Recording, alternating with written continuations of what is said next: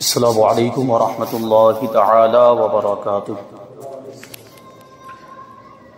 نحمده ونصلي ونسلم على رسوله الكريم اما بعد فاعوذ بالله من الشيطان الرجيم بسم الله الرحمن الرحيم ان الله وملائكته يصلون على النبي يا ايها الذين امنوا صلوا عليه وسلموا تسليما اللهم صل على سيدنا ومولانا محمد معدن الجود والكرم وآله الكرام وابنه الكريم وبارك وسلم صلاة وسلاما عليك يا رسول الله صلی اللہ تعالی علیہ وسلم۔ سورہ بقرہ آیت نمبر 144 کی تفسیر ہے۔ اس آیت کریمہ میں قبلے کی تبدیلی کا واقعہ بیان کیا گیا ہے۔ اللہ تبارک و تعالی ارشاد فرماتا ہے قد نرى تقلب وجهك في السماء فلنولينك قبلة ترضاها فول وجهك شطر المسجد الحرام وحيث ما كنتم فولوا وجوهكم شطره وإن الذين أوتوا الكتاب لا يعلمون أنه الحق من ربهم وما الله بغافل عما يعملون۔ ہم تمہارے چہرے کا آسمان کی طرف بار بار اٹھنا دیکھ رہے ہیں تو ضرور ہم تمہیں اس قبلے کی طرف پھیر دیں گے جس میں تمہاری خوشی ہے، تو ابھی اپنا چہرہ مسجد حرام کی طرف پھیر دو، اور اے مسلمانوں تم جہاں کہیں ہو اپنا منہ اسی کی طرف کر لو، اور بے شک وہ لوگ جنہیں کتاب عطا کی گئی وہ ضرور جانتے ہیں کہ یہ تبدیلی ان کے رب کی طرف سے حق ہے، اور اللہ ان کے اعمال سے بے خبر نہیں ہے۔ دیکھیے اس آیت کریمہ میں نبی پاک صلی اللہ علیہ وسلم کے اس انداز کو بیان کیا گیا جو نماز کے دوران نبی پاک صلی اللہ علیہ وسلم کا تھا، یعنی حضور پاک صلی اللہ علیہ وسلم اس خواہش میں، اس تمنا میں بار بار آسمان کی طرف اپنا چہرہ مبارک اٹھا کر دیکھ رہے تھے کہ قبلہ تبدیل ہو جائے، قبلے کی تبدیلی کا حکم آ جائے، اور اس کی تفصیل اس سے پہلے بیان کی جا چکی ہے۔ اس میں ایک بات یہ بیان کی گئی تھی کہ قبلہ تبدیل ہوا تو اس وقت کیسے ہوا۔ مسجد قبلتین کا واقعہ میں نے بیان کیا تھا۔ مسجد قبلتین میں جو گئے ہیں انہوں نے دیکھا ہے کہ بالکل اپوزٹ سائٹ میں جو ہے کہ یہ قبلہ ہے، خانہ کعبہ والا قبلہ ادھر ہے اور بیت المقدس والا قبلہ ادھر ہے۔ تو جب قبلہ تبدیل ہوا تو نبی پاک صلی اللہ علیہ وسلم تو گھوم کے پورا ادھر سے ادھر آ گئے تھے، اور صحابہ کرام اپنی اپنی جگہ پر ایسے گھوم گئے تھے، یعنی ادھر رخ تھا تو صحابہ کرام نے حضور کو جب ادھر آتے ہوئے دیکھا تو صحابہ کرام اس طرف گھوم گئے تھے، یعنی اپنی جگہ پر رہتے ہوئے ہی وہ صحابہ کرام گھوم گئے، جبکہ حضور پاک صلی اللہ علیہ وسلم پورا وہاں سے چل کے یہاں تک تشریف لائے تھے اس جانب۔ اس آیت کریمہ سے یہ چیز ثابت ہوتی ہے کہ اللہ تبارک و تعالی مسلمانوں سے خطاب کرتے ہوئے ارشاد فرما رہا ہے کہ اے مسلمانوں تم جہاں کہیں ہو وہیں سے اپنا منہ اس کی طرف کر لو، یعنی مسجد حرام کی طرف کر لو، یعنی وہیں سے گھوم جاؤ، اپنی جگہ پر ہی رہتے ہوئے صرف رخ کو تبدیل کر لو، توجہ کو تبدیل کر لو، بیت المقدس سے گھوم کر خانہ کعبہ کی طرف ہو جاؤ۔ تو یہ بات اس آیت کریمہ کے اندر بیان کی ہے، اور اس آیت کریمہ کی تفسیر میں تقریباً وہ ساری باتیں بیان کی گئی جو اس سے پہلے ضمناً آ چکی ہیں۔ اس وجہ سے ہم اس کو جلدی جلدی پڑھتے ہوئے آگے نکل جائیں گے، وہ ساری باتیں آپ سماعت کر چکے ہیں اور آپ کی معلومات میں ہوں گی۔ تو یہ جو فرمایا کہ بے شک ہم تمہارے چہرے کا آسمان کی طرف بار بار اٹھنا دیکھ رہے ہیں، جب حضور پاک صلی اللہ علیہ وسلم مدینہ منورہ میں تشریف لائے تو انہیں بیت المقدس کی طرف منہ کر کے نماز پڑھنے کا حکم دیا گیا، اور نبی کریم صلی اللہ علیہ وسلم نے اللہ تبارک و تعالیٰ کے حکم کی پیروی کرتے ہوئے اسی طرف منہ کر کے نمازیں ادا کرنا شروع کر دی۔ البتہ حضور پر نور صلی اللہ علیہ وسلم کے قلب اطہر کی خواہش یہ تھی کہ خانہ کعبہ کو مسلمانوں کا قبلہ بنا دیا جائے۔ اس کی وجہ یہ نہیں تھی کہ بیت المقدس کو قبلہ بنایا جانا حضور اکرم صلی اللہ علیہ وسلم کو ناپسند تھا، بلکہ اس کی وجہ یہ تھی کہ خانہ کعبہ حضرت ابراہیم علیہ السلام اور ان کے علاوہ کثیر انبیاء کرام علیہ السلام کا قبلہ تھا، اور ایک وجہ یہ تھی کہ بیت المقدس کی طرف منہ کر کے نماز پڑھنے کی وجہ سے یہودی فخر و غرور میں مبتلا ہو گئے، اور یوں کہنے لگے تھے کہ مسلمان ہمارے دین کی تو مخالفت کرتے ہیں لیکن نماز ہمارے قبلے کی طرف منہ کر کے پڑھتے ہیں۔ چنانچہ ایک دن نماز کی حالت میں حضور اقدس صلی اللہ علیہ وسلم اس امید میں بار بار آسمان کی طرف دیکھ رہے تھے کہ قبلے کی تبدیلی کا حکم آ جائے۔ اس پر نماز کے دوران یہ آیت کریمہ نازل ہوئی جس میں حضور انور صلی اللہ علیہ وسلم کی رضا کو رضا الہی یعنی حضور کی خوشنودی کو اللہ تبارک و تعالیٰ کی خوشنودی قرار دیتے ہوئے اور آپ صلی اللہ علیہ وسلم کے چہرے انور کے حسین اور خوبصورت انداز کو قرآن پاک میں بیان کرتے ہوئے آپ صلی اللہ علیہ وسلم کی خواہش اور خوشی کے مطابق خانہ کعبہ کو قبلہ بنا دیا گیا۔ حضور پاک صلی اللہ علیہ وسلم کی اس ادا کو بھی دیکھیے اس آیت کریمہ میں کوٹ کیا گیا۔ حضور پاک صلی اللہ علیہ وسلم جس انداز میں بار بار آسمان کی طرف چہرہ مبارک اٹھا کر دیکھ رہے تھے اللہ تبارک و تعالیٰ کو، وہ ادا بھی اتنی پسند آئی کہ اس کا ذکر اپنے کلام میں فرما دیا۔ یہ حضور پاک صلی اللہ علیہ وسلم کی شان کہ حضور پاک صلی اللہ علیہ وسلم کے چہرے مبارک کا ذکر بھی قرآن پاک کے اندر موجود، اور صرف یہی نہیں، حضور پاک صلی اللہ علیہ وسلم کی مختلف اعضاء، جسم کے اعضاء کا ذکر قرآن پاک میں موجود ہے۔ اور یہ بات دنیا داری کے اعتبار سے بھی دیکھیں کہ دنیا میں ایک انسان جب دوسرے انسان سے محبت کرتا ہے، جب کسی کو اپنا محبوب بنا لیتا ہے تو اس کا ذکر اسی انداز میں کرتا ہے۔ وہ کبھی تو اس کی خوبیاں بیان کرے گا، کبھی اس کی خوبصورتی بیان کرے گا، کبھی اس کی زلفوں کی تعریف کرے گا، کبھی آنکھوں کی تعریف کرے گا، کبھی چہرے کی تعریف کرے گا۔ نبی پاک صلی اللہ علیہ وسلم اللہ تبارک و تعالیٰ کے محبوب ہیں۔ اللہ تبارک و تعالیٰ حضور پاک صلی اللہ علیہ وسلم سے محبت فرماتا ہے، اس وجہ سے اللہ تبارک و تعالیٰ نے اپنے کلام میں قرآن پاک میں جا بجا حضور پاک صلی اللہ علیہ وسلم کا ذکر فرمایا، حضور پاک صلی اللہ علیہ وسلم کی تعریف فرمائی، اور حضور پاک صلی اللہ علیہ وسلم کے باڈی پارٹس کا بھی ذکر فرمایا۔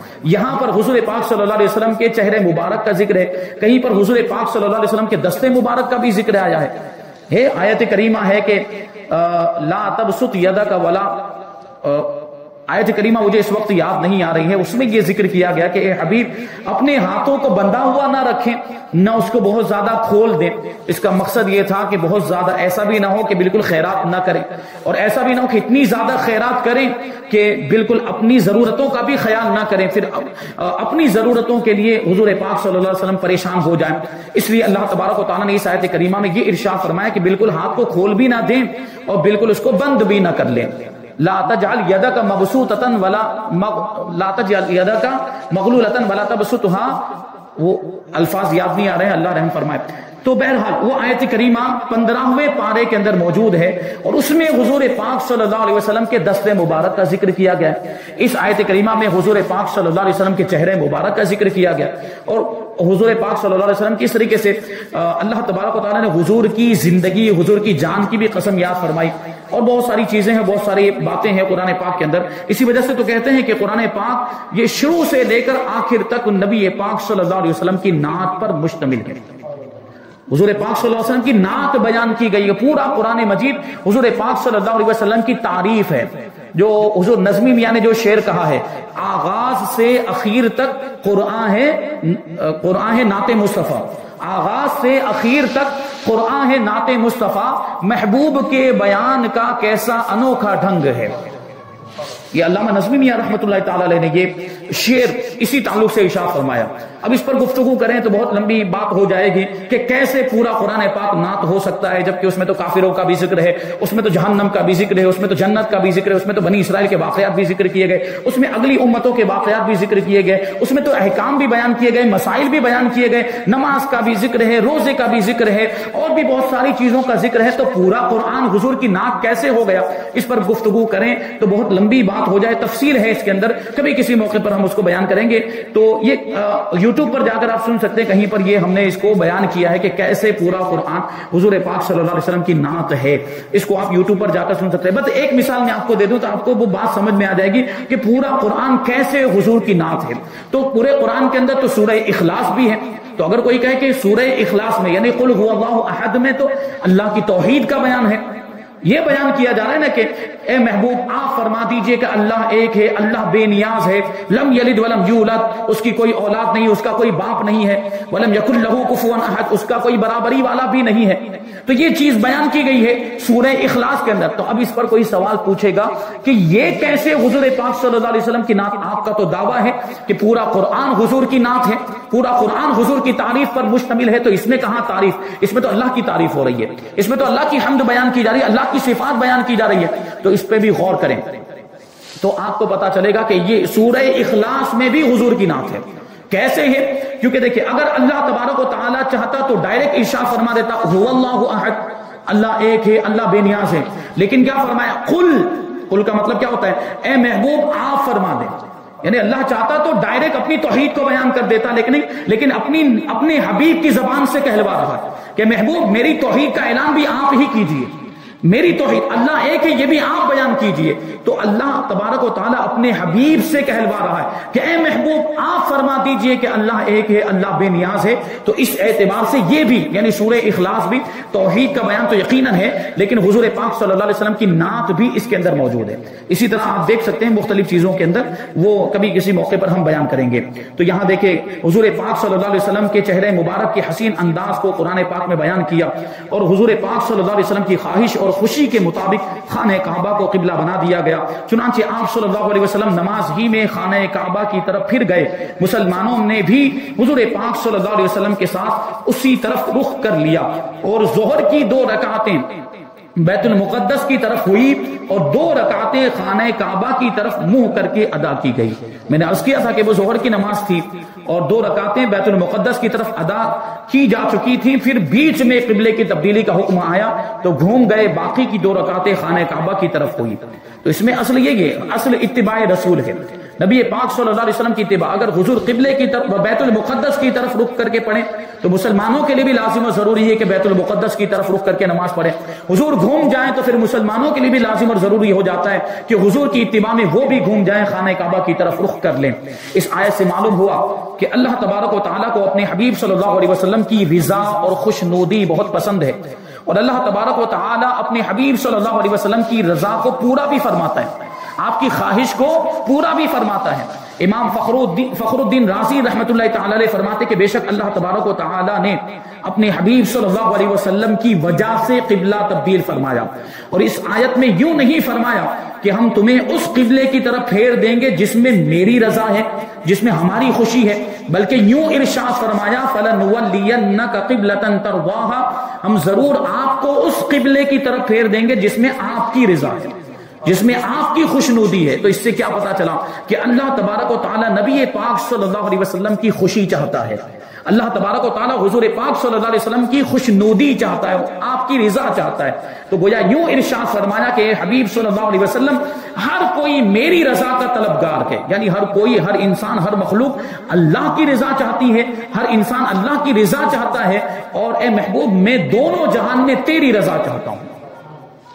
اعلی حضرت امام احمد رضا خان رحمۃ اللہ تعالی علیہ فرماتے ہیں کہ بلا شبہ حضور اقدس صلی اللہ علیہ وسلم اللہ تبارک و تعالیٰ کی مرضی کے تابع ہیں، یعنی حضور پاک صلی اللہ علیہ وسلم اللہ کی مرضی کے تابع، اللہ جو چاہتا ہے حضور وہ کرتے ہیں، جو اللہ کا حکم ہوتا ہے حضور وہ کرتے ہیں، لیکن کبھی حضور کی بھی کچھ خواہش ہوتی تو اللہ اس کے مطابق حکم نازل فرما دیا کرتا ہے۔ تو یہ فرماتے ہیں کہ حضور پاک صلی اللہ علیہ وسلم بلا شبہ اللہ تبارک و تعالیٰ کی مرضی کے تابع ہیں، اور بلا شبہ آپ صلی اللہ علیہ وسلم کوئی بات اللہ تبارک و تعالیٰ کے حکم کے خلاف نہیں فرماتے۔ دیکھیں یہاں پر بھی تو حضور نے اللہ کے حکم کا انتظار کیا، اپنی مرضی سے خود قبلے کو تبدیل نہیں کیا، اللہ کا حکم آیا تب قبلہ تبدیل ہوا۔ تو یہاں پر بھی اللہ تبارک و تعالیٰ کی رضا کا حضور پاک صلی اللہ علیہ وسلم نے خیال فرمایا۔ تو کہتے ہیں کہ حضور پاک صلی اللہ علیہ وسلم کوئی بات اللہ تبارک و تعالیٰ کے حکم کے خلاف نہیں فرماتے، اور بلا شبہ اللہ تبارک و تعالیٰ حضور اقدس صلی اللہ علیہ وسلم کی رضا چاہتا ہے۔ جب نبی کریم صلی اللہ علیہ وسلم مدینہ منورہ تشریف لائے تو اللہ تبارک و تعالیٰ کا حکم یہ تھا کہ بیت المقدس کی طرف منہ کر کے نماز پڑھی جائے۔ حضور پر نور صلی اللہ علیہ وسلم تابع فرمان تھے، اور یہ حضور اقدس صلی اللہ علیہ وسلم کی طرف سے اللہ تبارک و تعالیٰ کی رضا جوئی تھی، یعنی اللہ نے حکم دیا تو اللہ کی رضا میں حضور نے اپنی رضا کو اللہ کی رضا کے تابع کر دیا، اور اس طرف رخ کر کے نماز پڑھنا شروع کر دیا۔ مگر حضور پاک صلی اللہ علیہ وسلم کا قلب اقدس یہ چاہتا تھا کہ کعبے کی طرف منہ کر کے نماز پڑھی جائے۔ اللہ تبارک و تعالیٰ نے اپنے حبیب صلی اللہ علیہ وسلم کی مرضی مبارک کے لیے اپنا وہ حکم منسوخ فرما دیا، یعنی بیت المقدس کی طرف رخ کر کے نماز پڑھنے کا جو حکم دیا تھا اللہ تبارک و تعالیٰ نے اس حکم کو منسوخ کر دیا، اس کو ختم کر دیا، اور حضور پاک صلی اللہ علیہ وسلم جو چاہتے تھے قیامت تک کے لیے وہی قبلہ مقرر فرما دیا، خانہ کعبہ کو۔ یہ اللہ تبارک و تعالیٰ کی طرف سے اپنے حبیب کی رضا جوئی تھی۔ مطلب کیا ہوا کہ پہلے جب اللہ تبارک و تعالیٰ نے بیت المقدس کی طرف رخ کر کے نماز پڑھنے کا حکم دیا تو نبی پاک صلی اللہ علیہ وسلم اس طرف رخ کر کے نماز پڑھنے لگ گئے اپنے رب کی رضا جوئی کے لیے، لیکن حضور کی خواہش کے مطابق جب اللہ تبارک و تعالیٰ نے خانہ کعبہ کو قبلہ بنا دیا تو یہ اللہ تبارک و تعالیٰ کی طرف سے حضور پاک صلی اللہ علیہ وسلم کی رضا جوئی ہوئی. یعنی اللہ تبارک و تعالیٰ اپنے حبیب کی رضا چاہتا ہے. ان میں جس کا بھی انکار ہوگا، دونوں چیزوں میں سے جس بھی چیز کا انکار ہوگا وہ قرآن کریم کا انکار ہے. دونوں باتیں قرآن پاک میں موجود ہیں. یعنی پہلے میں حضور پاک صلی اللہ علیہ وسلم اللہ کی رضا کی اطاعت کر رہے ہیں، اور دوسری جو بات بیان کی گئی اس میں اللہ تبارک و تعالیٰ اپنے حبیب کی رضا جوئی فرما رہا ہے. دونوں باتیں قرآن پاک سے ثابت ہیں. ام المؤمنین حضرت عائشہ صدیقہ رضی اللہ تعالی عنہا رسول پاک صلی اللہ علیہ وسلم سے عرض کرتی ہیں، ما ارا ربک الا یسارع فی ہواک، کہ میں حضور پاک صلی اللہ علیہ وسلم کے رب کو دیکھتی ہوں کہ وہ حضور پاک صلی اللہ علیہ وسلم کی خواہش پوری کرنے میں جلدی فرماتا ہے. یعنی حضور ادھر کچھ تمنا کرتے ہیں اور اللہ تبارک و تعالیٰ اس کو فوراً پوری فرما دیا کرتا ہے. یہ شان ہے ہمارے آقا کی. حدیث روز محشر میں دیکھیں حضور کی خواہش کو اللہ تبارک و تعالیٰ کیسے پورا فرماتا ہے اور حضور کی کیسی رضا جوئی فرماتا ہے پروردگار. حدیث روز محشر یعنی میدان محشر کے بارے میں جو حدیث شریف آئی ہے اور وہ پورا جو منظر بیان کیا گیا اس میں ہے کہ رب تبارک و تعالیٰ اولین اور آخرین کو جمع کر کے، سارے انسانوں کو جمع کر کے حضور اقدس صلی اللہ علیہ وسلم سے فرمائے گا، میدان محشر میں فرمائے گا، کلہم یطلبون رضائی وانا اطلب رضاک یا محمد صلی اللہ علیہ وسلم. یعنی یہ سارے اولین اور آخرین جو جمع ہوئے ہیں یہ سب میری رضا چاہتے ہیں، یہ سب مجھے خوش کرنا چاہتے ہیں، اور اے محبوب صلی اللہ علیہ وسلم میں تمہاری رضا چاہتا ہوں.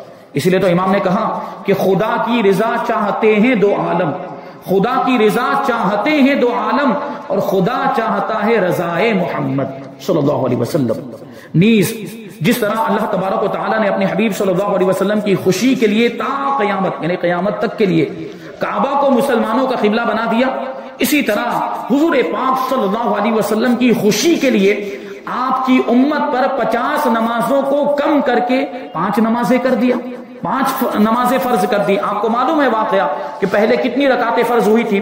پہلے 50 نمازیں 50 وقت کی نمازیں، یعنی ایک دن میں 24 گھنٹے میں 50 نمازیں پڑھنی پہلے یہ لازم ضروری تھی. وہ جب حضور پاک صلی اللہ علیہ وسلم معراج میں تشریف لے گئے اللہ تبارک و تعالیٰ کی بارگاہ سے یہ نماز کا تحفہ ملا، لیکن جب حضور پاک صلی اللہ علیہ وسلم وہاں سے تشریف لائے اس وقت یہ 50 نمازیں تھی. حضرت موسیٰ علیہ السلام سے ملاقات ہوئی، حضرت موسیٰ علیہ السلام نے عرض کیا کہ آپ واپس جائیں، میں نے اپنی قوم کا تجربہ کیا ہے، آپ کی امت 50 وقت کی نماز نہیں پڑھ پائے گی، آپ جائیں اور کم کروائیں. تو کم کروائی گئی اور کم کرتے کرتے 50 کی جگہ پہ 5 ہو گئی. یہ حضور پاک صلی اللہ علیہ وسلم کی رضا جوئی. اللہ تبارک و تعالیٰ نے آپ کی خوشی کے لیے 50 کو 5 کر دیا. اور پھر ارشاد بھی فرمایا کہ ہماری بارگاہ میں اللہ تعالیٰ نے فرمایا کہ ہماری بارگاہ میں باتیں تبدیل نہیں ہوتی، باتیں بدلتی نہیں. یعنی ایک بار جو فرما دیا گیا 50 نمازیں تو اگرچہ اب کم کر کے 5 ہو گئی لیکن ثواب 50 ہی کا ملے گا. 5 پڑھیں گے آپ کی امت کے افراد 5 پڑھیں گے لیکن ثواب ان کو کتنی کا ملے گا؟ 50 نمازوں کے برابر ملے گا. یہ اللہ تبارک و تعالیٰ کا فضل و کرم ہے اپنے حبیب صلی اللہ علیہ وسلم کی امت پر. یہ حضور پاک صلی اللہ علیہ وسلم کے قدموں کی برکت ہے کہ ہمارے لیے اعمال کم ہو لیکن ثواب زیادہ ملتا ہے حضور کے صدقے میں. اور آپ صلی اللہ علیہ وسلم کی خوشی کے لیے بدر و حنین میں فرشتے اترے مسلمانوں کی مدد کے لیے، اور آپ صلی اللہ علیہ وسلم کی خوشی کے لیے آپ کو معراج کی سیر کرائی گئی. معراج کا پورا واقعہ آپ کو معلوم ہوگا. آپ صلی اللہ علیہ وسلم کی خوشی کے لیے امتیوں کے گناہ معاف کر دیے گئے یا امتیوں کے گناہ معاف ہوں گے حضور پاک صلی اللہ علیہ وسلم کو راضی کرنے کے لیے. حضور نے یہ خود ارشاد فرمایا کہ جب تک میرا ایک بھی امتی جنت میں جانے سے باقی رہ جائے گا میں خود جنت میں نہیں جاؤں گا. یعنی امتی سے مراد حضور پاک صلی اللہ علیہ وسلم کو ماننے والا سچا مومن عاشق. جو کافر ہو گیا اس کی بات نہیں ہے، یہاں ایمان والوں کی بات چلے جس کا خاتمہ ایمان پر ہوگا اللہ کے رسول صلی اللہ علیہ وسلم اسے جنت میں پہنچائیں گے، اس کی شفاعت فرمائیں گے. تو یہ حضور کے صدقے میں ہوگا، امتیوں کے جو گناہ معاف ہوں گے. اور حضور پاک صلی اللہ علیہ وسلم کی خوشی کے لیے آپ صلی اللہ علیہ وسلم کو حوض کوثر عطا ہوا، اور آپ صلی اللہ علیہ وسلم کی خوشی کے لیے امتیوں کی نیکیوں کے پلڑے بھاری ہوں گے، پل صراط سے سلامتی سے گزر جائیں گے اور جنت میں داخل ہو جائیں گے. اللہ تبارک و تعالیٰ فرماتا ہے وَلَسَوْفَ يُعْطِيكَ رَبُّكَ فَتَرْضَىٰ، اور بے شک قریب ہے کہ تمہارا رب تمہیں اتنا دے گا، اتنا عطا فرمائے گا کہ تم راضی ہو جاؤ گے. اور حضور نے بھی پھر کہا، حضور نے بھی اللہ کی بارگاہ میں عرض کیا کہ میں اس وقت تک راضی ہی نہیں ہوں گا جب تک کہ میرا ایک ایک امتی جنت میں داخل نہ ہو جائے. یہ شان ہے حضور کو امت کا کتنا خیال ہے، یہ سوچنے کی ضرورت ہے ہمیں. حضور پاک صلی اللہ علیہ وسلم جیسے پیدا ہوئے، آپ کو معلوم ہے کہ پیدا ہوتے ہی حضور کیا فرما رہے تھے؟ ربی حبلی امتی، ربی حبلی امتی، اے میرے پروردگار میری امت کا معاملہ میرے حوالے کر دے، میری امت کا معاملہ میرے حوالے کر دے، یعنی میری امت کو بخش دے، میری امت کو بخش دے. پھر پوری زندگی ہم حضور پاک صلی اللہ علیہ وسلم کی دیکھیں، حضور کی زندگی کا مطالعہ کریں. پوری زندگی حضور پاک صلی اللہ علیہ وسلم نے اپنی امت کا خیال کیا، اپنی امت کے لیے دعائیں کرتے رہے، راتوں کو عبادتیں کرتے تھے، رات بھر نمازیں پڑھتے تھے، اور ایسی نماز پڑھتے تھے، ایسا قیام کرتے تھے. ام المؤمنین حضرت عائشہ فرماتی ہیں کہ حضور پاک صلی اللہ علیہ وسلم کے قدم مبارک میں سوجن آ جاتی تھی، حضور پاک صلی اللہ علیہ وسلم کے قدم مبارک میں ورم آ جاتا تھا، ایسی عبادت کرتے تھے. تو کسی نے کہا کہ یا رسول اللہ آپ کے تو اگلے پچھلے گناہ معاف ہو چکے ہیں، یعنی آپ تو معصوم ہیں، آپ سے گناہ ہو ہی نہیں سکتا ہے، تو اتنی زیادہ عبادت کرنے کی کیا ضرورت ہے؟ تو اللہ کے رسول صلی اللہ علیہ وسلم نے اس وقت یہ ارشاد فرمایا تھا کہ افلا اکون عبدا شکورا، کہ کیا میں پروردگار کا شکر گزار بندہ نہ بنوں؟ یعنی یقیناً میں معصوم ہوں، مجھ سے گناہ نہیں ہو سکتا ہے، لیکن اللہ نے مجھے جو اتنا بڑا مقام و مرتبہ عطا فرمایا، کیا اس کا شکر بھی ادا نہ کروں؟ یہ اس کے شکریہ کے طور پر میں عبادت کرتا ہوں، نماز پڑھتا ہوں. اور راتوں کو جاگ جاگ کر حضور پاک صلی اللہ علیہ وسلم اپنی امت کے لیے دعائیں کیا کرتے تھے، اپنی امت کو یاد رکھتے تھے. اور معراج میں بھی جب تشریف لے گئے تو ہر موقع پر اللہ کے رسول صلی اللہ علیہ وسلم نے اپنی امت کو یاد فرمایا، ان کی بخشش اور مغفرت کی دعائیں فرمائی ہیں. اور میدان محشر میں بھی حضور پاک صلی اللہ علیہ وسلم اپنی امت کا خیال فرمائیں گے، اور وہاں پر بھی حضور کے لب پر امتی امتی ہی ہوگا. ہر کوئی تو نفسی نفسی کہہ رہا ہوگا، ہمارے آقا حضور رحمت عالم صلی اللہ علیہ وسلم اپنی امت کو اپنے دامن میں جگہ عطا فرمائیں گے. اور جو آپ کو معلوم ہے وہ واقعہ کہ سارے انبیاء کرام ایک ایک کر کے سارے لوگ انبیاء کرام کے پاس جائیں گے تو وہ کہیں گے کہ اذهبوا الى غیری، اذهبوا الى غیری، کسی اور کے پاس جاؤ، کسی اور کے پاس جاؤ. اور حضور پاک صلی اللہ علیہ وسلم کیا ارشاد فرمائیں گے؟ انا لہا، میں اسی کام کے لیے ہوں، میں گناہوں کو بخشوانے کے لیے ہوں، میں شفاعت کرنے کے لیے ہوں. پھر حضور پاک صلی اللہ علیہ وسلم اپنی امت کے اہل ایمان کو بخشوا کر جنت میں پہنچا دیں گے. تو یہ دیکھیں پوری زندگی بھی حضور کا خیال، آخرت میں میدان محشر میں بھی حضور امت کا خیال فرمائیں گے. حضور امت کا خیال فرمائے، پوری زندگی حضور نے امت کا خیال فرمایا، میدان محشر میں بھی امت کا خیال فرمائیں گے اور بخشوا کر جنت میں پہنچا دیں گے. تو ہمیں آپ کو بھی اس بات کا لحاظ کرنا چاہیے نا کہ ہم بھی حضور کو راضی کرنے کی کوشش کریں. جب حضور پاک صلی اللہ علیہ وسلم پوری زندگی ہمیں یاد کرتے رہے، پوری زندگی حضور نے ہمارا خیال فرمایا، میدان محشر میں بھی ہمیں نہیں بھولیں گے، تو ہم کیسے حضور کو بھول سکتے ہیں؟ اور ہم کیسے حضور پاک صلی اللہ علیہ وسلم کو راضی کرنے کی کوشش نہیں کرتے؟ ہمیں حضور پاک صلی اللہ علیہ وسلم کو راضی کرنے کی کوشش کرنی چاہیے. اور یہ بات ذہن میں رہے، حضور پاک صلی اللہ علیہ وسلم نے کیا ارشاد فرمایا کہ میری آنکھوں کی ٹھنڈک نماز میں ہے. تو ہم اور آپ حضور کے امتی ہیں، ہمیں آپ کو کیا چاہیے؟ ہمیں آپ کو یہ چاہیے کہ ہم حضور کی آنکھوں کو ٹھنڈک پہنچائیں. یعنی ہم کیسے امتی کہ جو حضور پاک صلی اللہ علیہ وسلم کی آنکھوں کو ٹھنڈک بھی نہیں پہنچا پاتے؟